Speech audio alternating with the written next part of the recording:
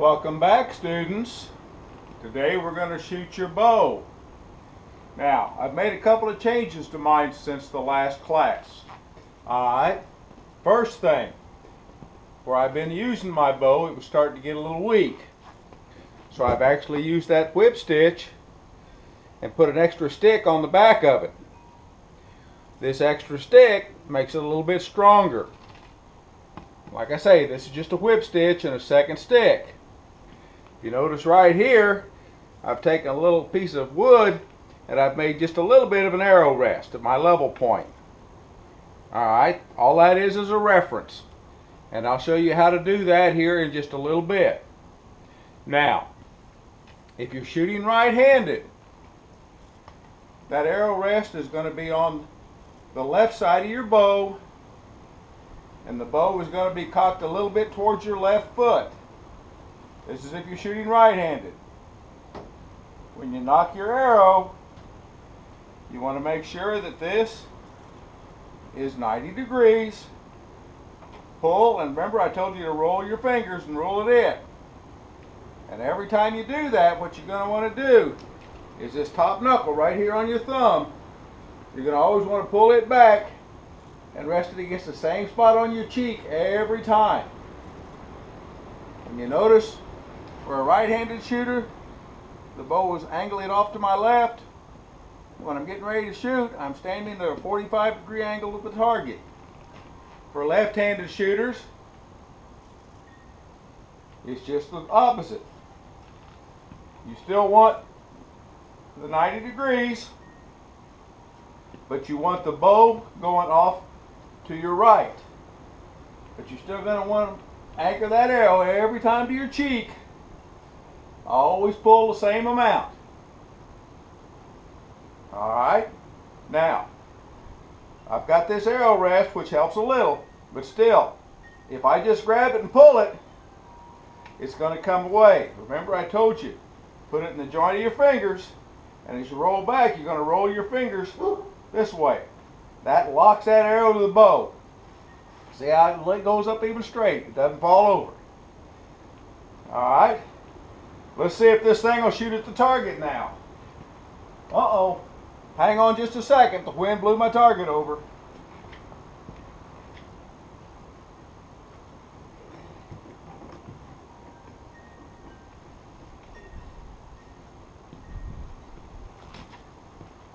Alright. Now I'm going to shoot this one left-handed.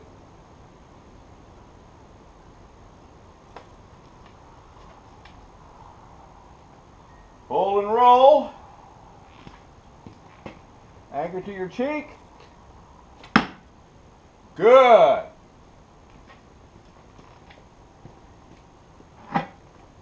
Now for the right-handed shooters, I'm going to do this one right-handed. It's the same thing. Roll 45 degrees, or 90 degrees, 45 degrees to the target. Pull. All right. So our bow works.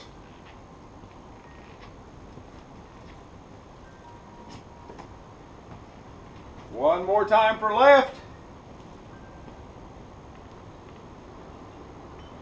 Make sure that's 90 degrees in there.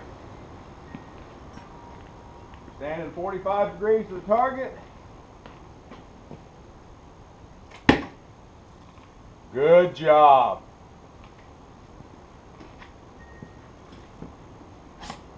One more to the right, just for those that need it.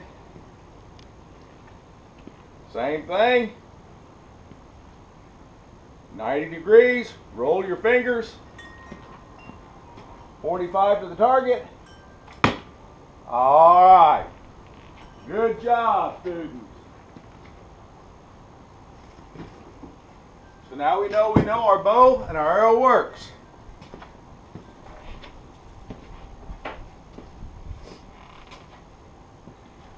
So now, this little notch right here originally started out with a little branch, but the branch broke.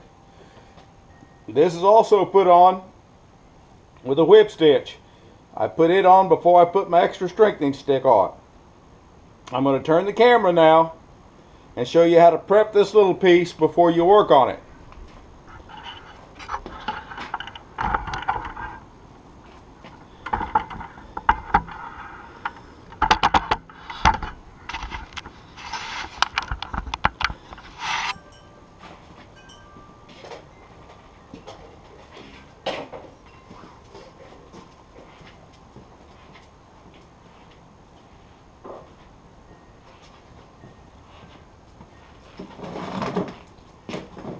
Alright, find you a little piece of wood. Let's bring that camera in a little bit closer.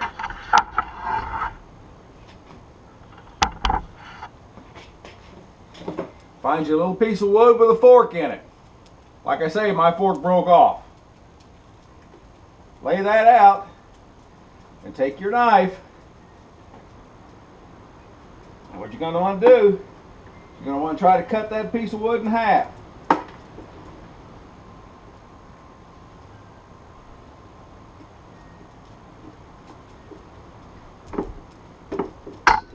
Sometimes, once you get her started,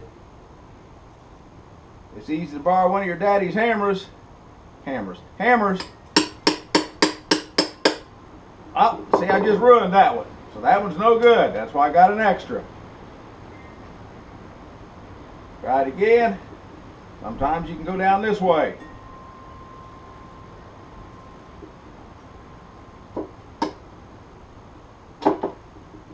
Alright.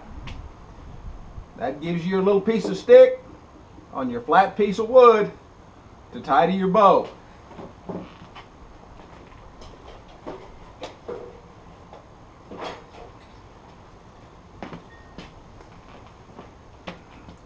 What you do, put it on your bow like this, and what I like to do when I'm doing it is take my knife